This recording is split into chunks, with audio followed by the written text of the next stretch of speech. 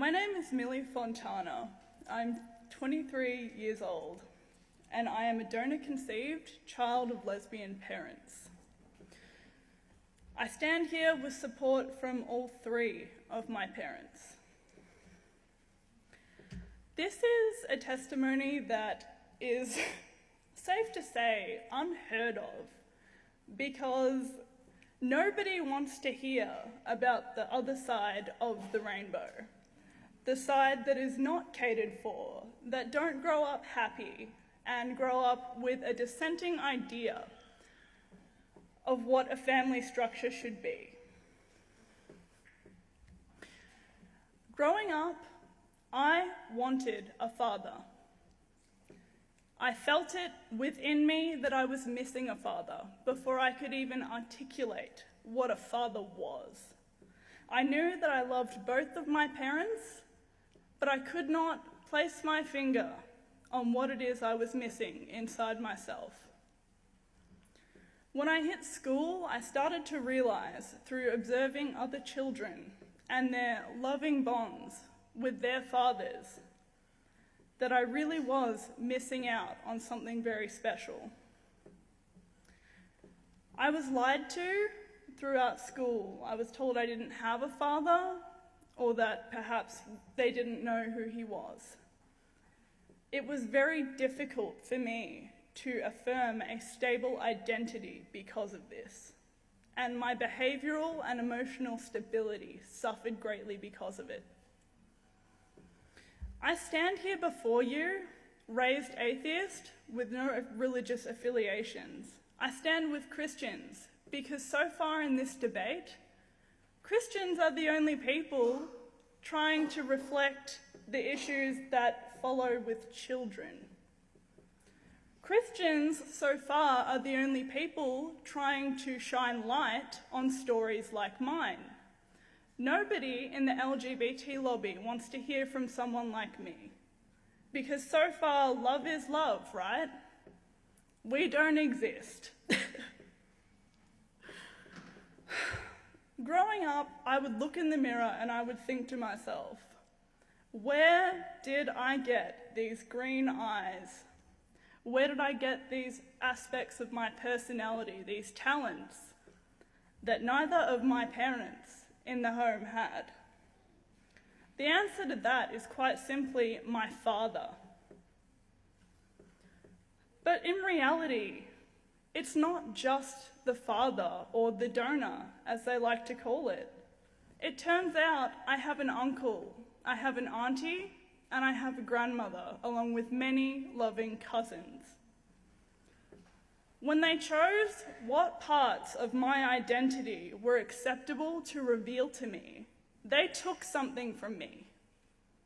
And where other children were able to look in the mirror and reconcile those missing parts and say, I love my mothers or my fathers, I could not, because in my eyes, who were my parents to decide what parts of me were acceptable to reveal to me? Meeting my father at 11 years old was probably the only time I had been a stable child. I saw for the very first time who I was. I looked into his eyes and I thought, that is the missing part of me. Not because I'd fantasized about having a father, but because I could put a face to who I was. So I could look at somebody who was equally responsible for my existence. I could affirm my identity based on this man. And if I had not met my father, I would not be standing here with you today, because my emotional reaction to not having him in my life, even at such a young age, was devastating, and it caused me to regress in my development. I want to talk about real equality. There's a lot of talk about equality from the LGBT lobby, but I sort of wonder what their definition of equality is, because for me, equality was being told the truth, was being respected for who I was as a whole, and not just based on what my parents desired to let me know. Equality was being able to look at both sides of my genetic family and understanding who I was. Equality is not saying that because volunteer studies of gay families and children of gays that come out with a positive outcome define it for everybody. It's completely unrealistic. I heard this lie from the LGBT back in March, saying that children don't care who their family is and that men and women are interchangeable. I consider this in itself to be a form of gender discrimination. Men and women offer complementary roles in child rearing and should probably be respected equally.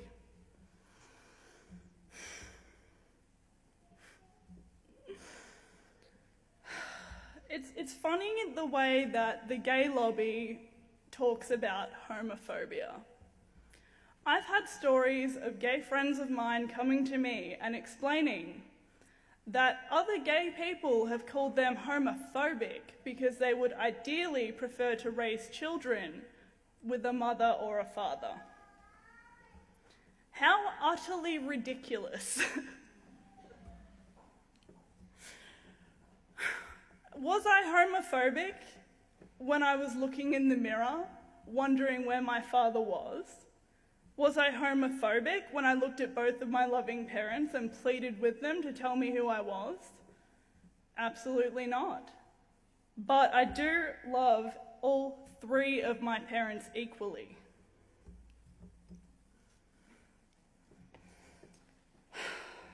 My mother pitched a question to me the other week. She said to me, "Millie, what if my partner and I were able to be married? What if we had that stable household environment that everybody else has?"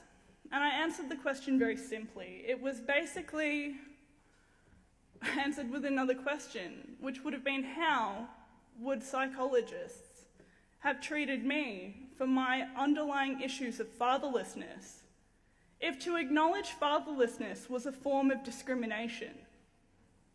How would any physician under threat of legal action have treated me under that circumstance? It was met with silence.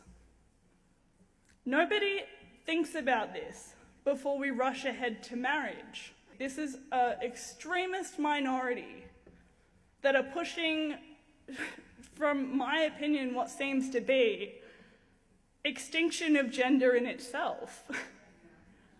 I don't see gender equality. I see a pitch to get rid of gender altogether.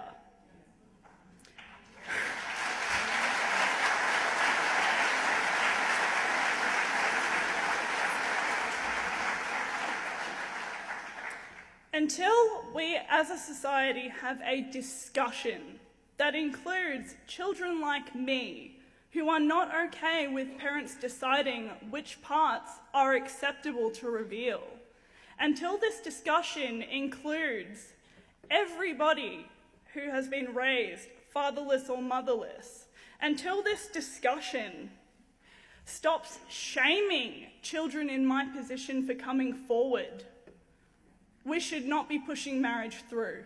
I am not going to stand here and be silenced by people telling me what was acceptable for me to feel.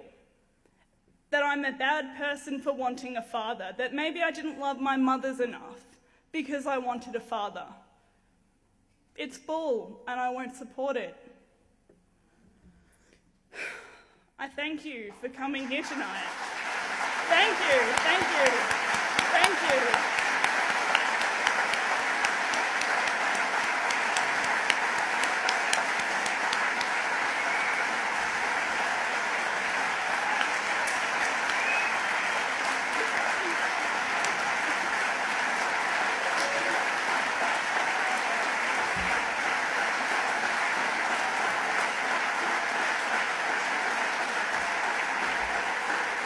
finish. Thank you so much for the standing ovation, but I just want to say that it's really great to see everybody here in support of the same cause, because everybody deserves a voice, and I won't stand here and let people shame Christians or anybody of faith, just based on faith, for standing up for children, because it's ridiculous.